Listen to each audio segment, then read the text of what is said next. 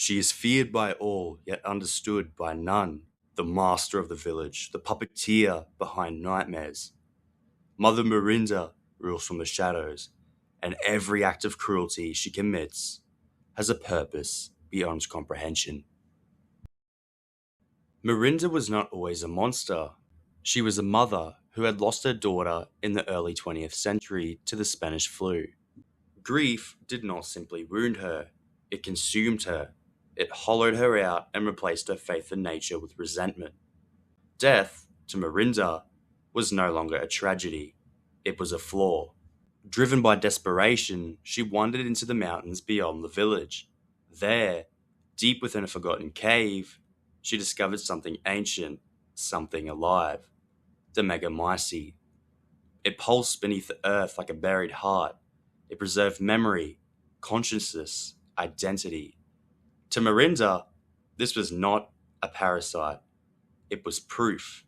If the Megamycete could store what was lost, then death was not the end. It was a barrier, waiting to be broken. And from that moment forward, Miranda stopped grieving and started planning. The Megamycete showed her something extraordinary: that consciousness could be preserved within its vast fungal network. Memories did not disappear, they remained, suspended, waiting. To Miranda, this meant her daughter was not truly gone, she was stored. But preservation was not enough. Miranda did not want memory, she wanted restoration, a living, breathing return. For decades, she studied the organism beneath the village. She learned how it infected the body, how it rewrote human biology, how it granted strength, and how it destroyed those too weak to withstand it. The villagers became her subjects, not out of impulse, but calculation. Each failed experiment brought her closer to understanding what kind of vessel would be required. The Four Lords were the closest she had come. Alcima Dimitrescu possessed durability. Carl Heisenberg demonstrated control and power. Donna Beneviento revealed psychological influence. And finally, Salvatore Morrow, who proved adaptability. But none of them was stable. None of them were perfect. They were stepping stones. By the time the events of Resident Evil Village begin, Miranda's plan has evolved beyond the village itself. She infiltrates bioweapon research networks. She observes the work of organizations experimenting with advanced mold strains. She studies bloodlines altered by infection. And then she finds the answer: Rosemary Winters.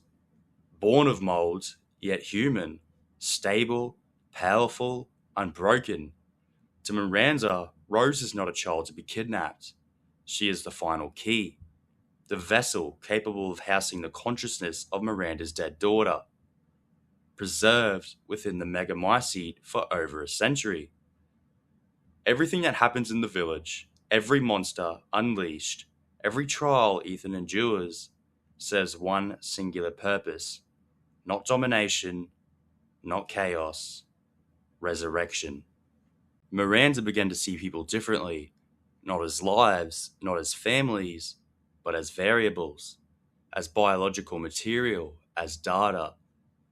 The village became her laboratory. Generations lived and died under her quiet supervision, never understanding they were part of something far older than themselves. Faith in her replaced fear. They worshipped her as a guardian, a mother figure, and she allowed it. Not because she cared, but because belief made control easier. Every failed experiment hardened her. Every mutation, every screaming subject, every discarded body brought her closer to detachment. Grief had once driven her. Now only success mattered. The Four Lords were not companions, they were results. When they rebelled, she replaced them. When they disappointed her, she discarded them. Even Ethan Winters was nothing more than a test subject to her, a father fighting to save his daughter, unaware he was walking through a carefully constructed trial. Miranda did not rage, she did not act out of impulse. She calculated, she waited, she orchestrated. By the time she stands at the center of Resident Evil Village, She is no longer simply a grieving mother. She is something colder, someone who believes that sacrifice is not evil if the outcome is perfection.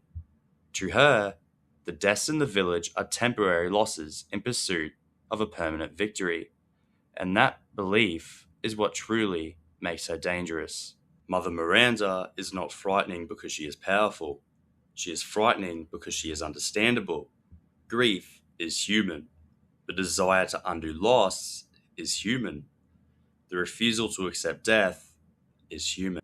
But when those feelings go unchecked, when intelligence meets obsession, when power removes consequence, humanity begins to erode. Miranda did not wake up one day and choose evil. She chose hope, and then she chose control. And then she chose results over morality. Step by step, she justified every sacrifice, every experiment, every life reduced to a test case. Not because she enjoyed suffering, but because she believed the end would redeem it. This is what makes her descent so dark. She never saw herself as a villain. She saw herself as a mother trying to correct a broken world. In her mind, the villages were temporary losses. The four lords were necessary failures. Ethan was an obstacle to be managed. Only one thing mattered: resurrection. But in trying to defeat death, Miranda lost something far more important: perspective, compassion, limits. The Megamycete preserved memory, but it could not preserve humanity. And by the time she stood at the center of a design, with Rose in her grasp and a century-long plan within reach, there was nothing left of the woman who once grieved in a silent house during a pandemic. Only a figure shaped by loss, hardened by time, and convinced that she alone knew what the world needed. Mother Miranda's story is not simply one of villainy. It is a warning about what happens when love becomes possession, when grief becomes obsession, when brilliance is untethered from morality. She sought to conquer death. Instead, she allowed it to define her, and in doing so, she became the very horror she once feared.